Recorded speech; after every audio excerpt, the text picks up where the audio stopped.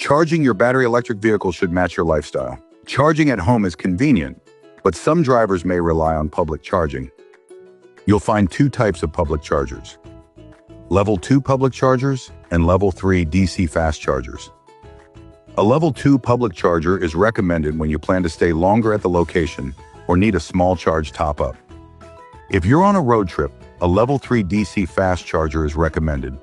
Under ideal conditions, such as 20-degree outside temperatures, normal battery level, or conditions, it can charge your battery from 10% or low battery light to 80% in as little as 30 minutes. Now let's see how to use them.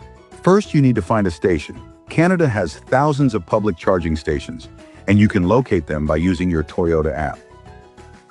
Once you arrive, park close to the charger and check if and how you have to pay. While public Level 2 charging stations are free or pay-per-use, all public Level 3 charging stations require payment. The costs vary by charger type and location.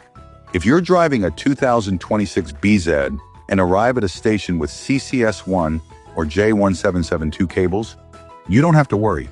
You can purchase a Toyota Genuine adapter to make charging easy and seamless. Open your vehicle's EV charging port. Insert the connector into the inlet port. It should click into place and the indicator light will come on. If it doesn't, check if a charging schedule is set up at this time. Follow the instructions at the station to start charging. You can monitor the charging process via the app or on the multi-information display. Remember to lock your vehicle if you are stepping away while it charges so that the charging cable is secure. When the charging is complete, follow the instructions at the station to stop the process. Unlock the vehicle, disconnect the cable, and return it to the station. Like any shared resource, public chargers work best when everyone follows good etiquette. Here are a few best practices. Only park in EV stations while charging and move your car as soon as the charging is complete. To help you with that, use the Toyota app to monitor the charging status and get notified when it's complete.